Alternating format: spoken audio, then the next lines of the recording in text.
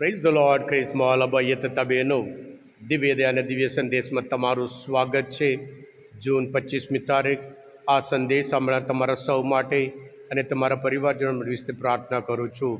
તમારા બાઇબલ લઈ લો, ઈશ્વરના વચન સાંભળીએ. માથ્યુનો ગ્રંથ 7મો અધ્યાય 15થી 20મી કલમ સુધી. ઈસુએ કહ્યું, ખોટા ઉપદેશકોથી સાવધાન રહેજો. તેઓ ઘેટાના વેશમાં આવે છે, પણ અંદર ખાનેથી ભૂખ્યા વરુ હોય છે. તેમના વર્તનરૂપી ફળ ઉપરથી તમે તેમને ઓળખી શકશો.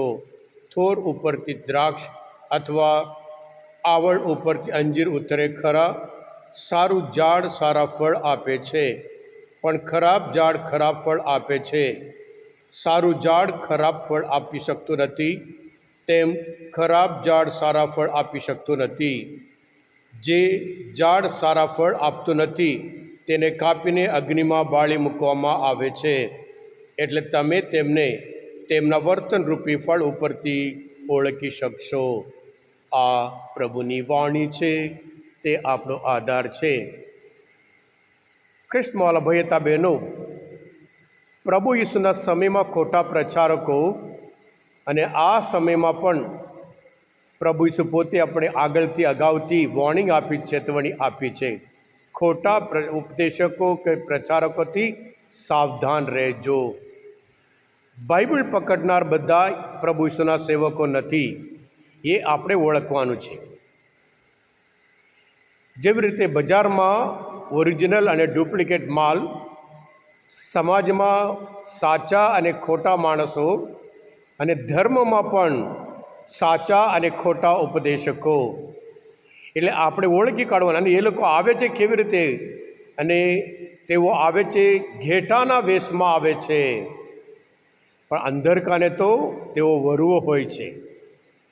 હા કૃષ્ણ ભયતા બહેનો, માત્ર આ નહીં, પણ પ્રભુ ઈસુ પોતે માથ્યુના ગ્રંથમાં 24મો અધ્યાયમાં 24મી કલમમાં કહે છે, ખોટા ખ્રિસ્ત અને ખોટા પૈગંબરો જાગશે, અને સંભવિત હોય તો ઈશ્વરના વરેલાઓને પણ ભરમાવવા માટે ભારે પરચા અને ચમત્કારો કરી બતાવશે.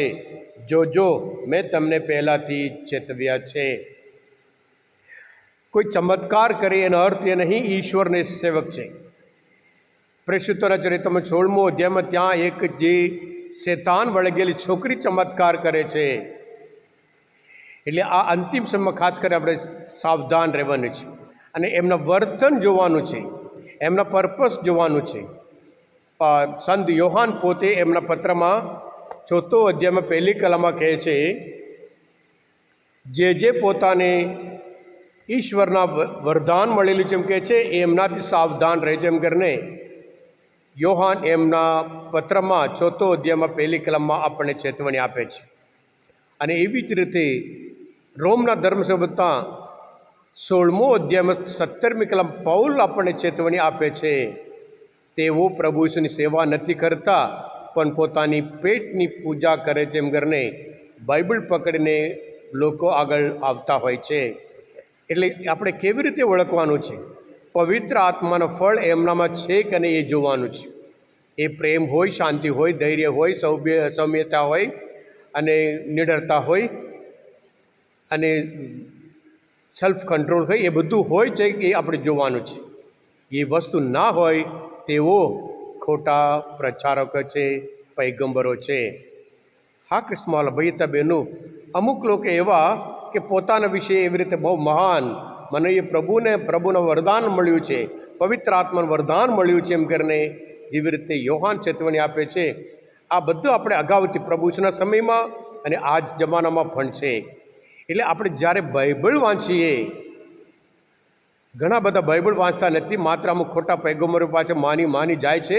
તેઓ ખોટા પ્રભુ ચેતવણી આપે છે પ્રભુના સમયમાં અને આજે પણ. એટલે આપણે પ્રભુના વચન જેટલું વાંચીએ, આપણે આ બધા ખોટા પ્રચારક હોય, ખોટા પ્રબોધક હોય, પ્રચારક હોય, એમને આપણે ઓળખી કરી શકીએ, જેથી કરી સાચા પ્રભુ ઈસુ ખ્રિસ્ત ઉપર આપણે સંપૂર્ણ રીતે શ્રદ્ધા રાખી શકીએ. અમુક તો માત્ર જે પૈસા ભેગા કરવા માટે હોય, અમુક તો અલગ અલગ પોતાના અંગત હેતુઓ માટે હોય. એટલે આપણે સાવધાન રહીએ અને આ લોકો ચેતતા રહીએ. અને ખાસ કરીને પ્રભુ પોતે આપણને ચેતવણી આપે છે. આપણે પણ અમુક તો અધિકાર માટે આવે છે, સત્તા માટે આવે છે, પાવર માટે આવે છે, અમુક તો ખોટું કામ, ખરાબ કામ કરવા માટે આવે છે.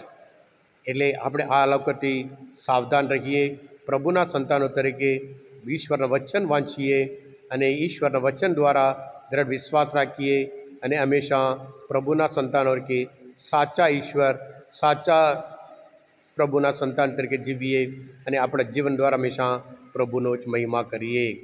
હા કૃષ્ણવાલા ભાઈ તા બહેનો, આજના શુભ સંદેશ મનન ચિંતન શાસ્ત્રપાઠ સમજવા માટે, પ્રભુશ્રીને ઓળખવા માટે આપણે મદદરૂપ થયા હોય.